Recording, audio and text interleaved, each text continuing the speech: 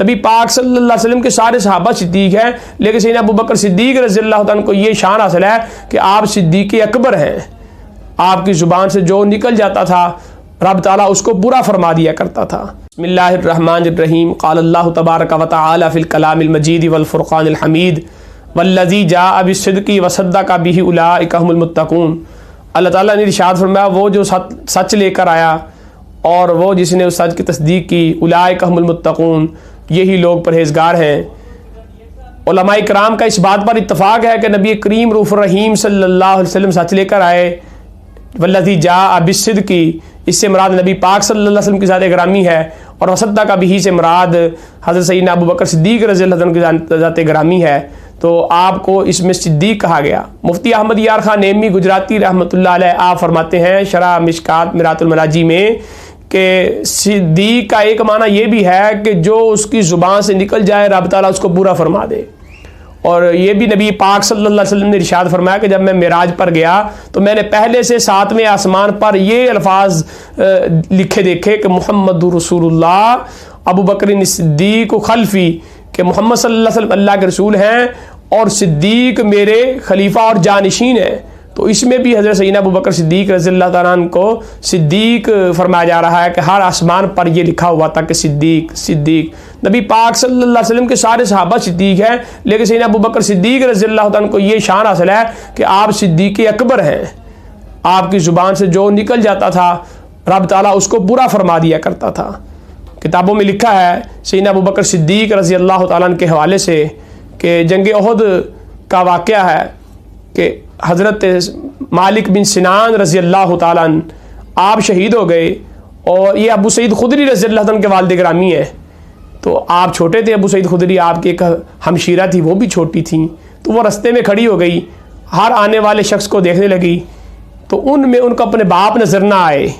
اب وہ جو بھی آتا ہے، جو صحابی آتا ہے ان سے پوچھتی کہ میرے باپ کہاں ہیں۔ تو اسی طرح مولا کائنات آئے تو ان کو روک کر اس بچی نے پوچھا کہ میرے باپ کہاں ہیں۔ تو آپ کو پتہ تو تھا کہ مالک بن سنان رضی اللہ عنہ شہید ہو گئے، لیکن آپ نے اس بچی کا دل نہیں توڑا، آپ نے فرمایا پیچھے صحابہ ہیں ان سے پوچھ لینا۔ اتفاق سے ان کے پیچھے سیدنا عثمان غنی رضی اللہ تعالیٰ عنہ آپ تشریف لے آئے اور ان سے پوچھنے لگی کہ میرے بابا جان کہاں ہیں۔ تو انہوں نے بھی سوچا کہ اگر میں اس کو کہوں کہ شہید ہو گئے تو یہ روئے گی اور اس کا دل ٹوٹے گا۔ انہوں نے بھی کہا کہ میرے پیچھے صحابہ آ رہے ہیں ان سے پوچھ لینا۔ سیدنا عمر بن خطاب آئے، انہوں نے بھی یہی کہہ کر کے میرے پیچھے آ رہے ہیں ان سے پوچھ لینا۔ اتفاق سے سیدنا ابو بکر صدیق رضی اللہ تعالیٰ عنہ آپ تشریف لے آئے۔ اس بچی نے آپ کی سواری کی مہار پکڑ لی اور عرض کرنے لگی کہ میرے بابا جان کہاں ہیں۔ اب سیدنا ابو بکر صدیق رضی اللہ تعالیٰ عنہ مصروفیات تھیں، اور ایسے بھی نبی پاک صلی اللہ علیہ وسلم کی ذات گرامی کا پہرا دے رہے تھے، آپ سرکار دو عالم صلی اللہ علیہ وسلم کے ساتھ تھے، تو آپ کو پتہ نہیں چل سکا کہ مالک بن سنان شہید ہو گئے۔ آپ نے ایسے ہی کہہ دیا کہ وہ تو پیچھے آ رہے ہیں۔ بس کیا تھا، فرشتے شہداء کی روحیں لے کر عرش معلیٰ کی طرف بڑھ رہے تھے۔ رب تعالیٰ کی طرف سے حکم ہوا کہ مالک بن سنان کی روح کو لوٹا دو واپس، اس لیے کہ میرے نبی پاک کے صحابی ابو بکر کی زبان سے نکل گیا ہے، وہ پیچھے آ رہے ہیں اور ان کو زندہ کر دو۔ مفتی احمد یار خان نیمی رحمۃ اللہ علیہ نے شرح مشکات شریف کے اندر اس واقعے کو بیان کیا ہے کہ اللہ تعالیٰ نے حضرت مالک بن سنان کو دوبارہ زندگی عطا فرما دی۔ تو پتہ چلا کہ جو آپ کی زبان پاک سے نکل جاتا تھا رب تعالیٰ اس کو پورا فرما دیا کرتا تھا۔ اسی طرح ایک روایت میں آتا ہے سیدنا ابو بکر صدیق رضی اللہ عنہ کے حوالے سے کہ ایک عورت نے ایک خواب دیکھا، وہ نبی اکرم صلی اللہ علیہ وسلم کی بارگاہ میں حاضر ہوئی اور اپنا خواب سنایا۔ نبی پاک صلی اللہ علیہ وسلم نے پوچھا کہ تیرا خاوند کہاں ہے؟ وہ کہنے لگی کہ میرا خاوند سفر پر گیا ہے۔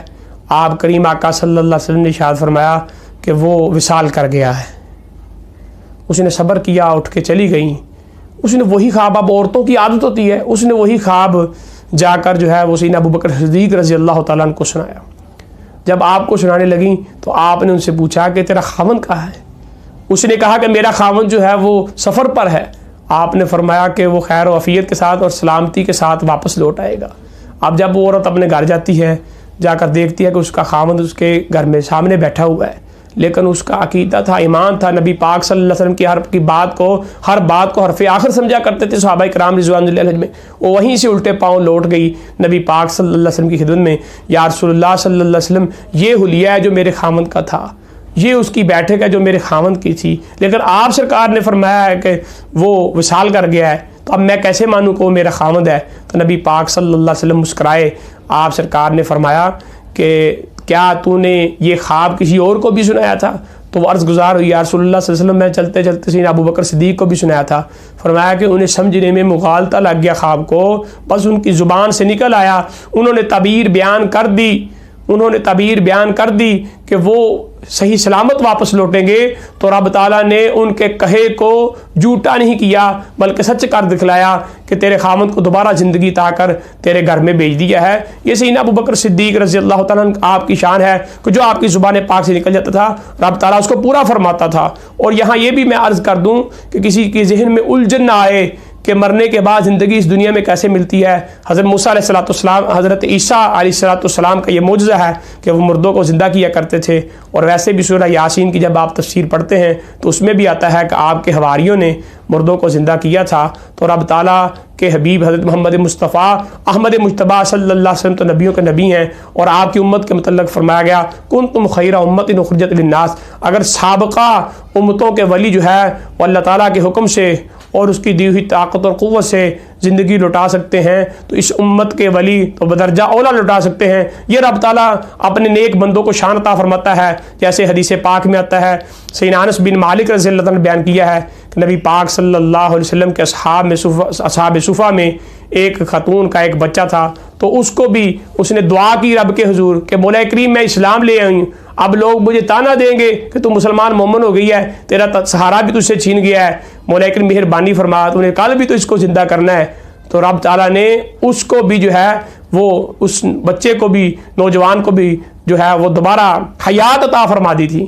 تو یہ رب تعالیٰ اپنے بندوں کو جو ہے وہ برکات عطا کرتا ہے، عزت عطا فرماتا ہے، سرفرازی عطا کرتا ہے۔ تو دعا ہے رب ذوالجلال سے کہ رب ذوالجلال ہمیں سیدنا ابو بکر صدیق رضی اللہ عنہ کی شان کو سمجھنے کی اور آپ کی اتباع کر کے دونوں جہانوں کی کامیابیاں حاصل کرنے کی توفیق عطا فرمائے۔ اقول قولی ھذا استغفر اللہ لی ولکم ولسائر المسلمین۔ سبسکرائب نہیں کیا تو جلدی سے چینل کو سبسکرائب کر لیں اور گھنٹی کے نشان پر بھی کلک کر لیں تاکہ ہر آنے والی ویڈیو کا نوٹیفیکیشن آپ لوگوں کو باقاعدگی سے ملے۔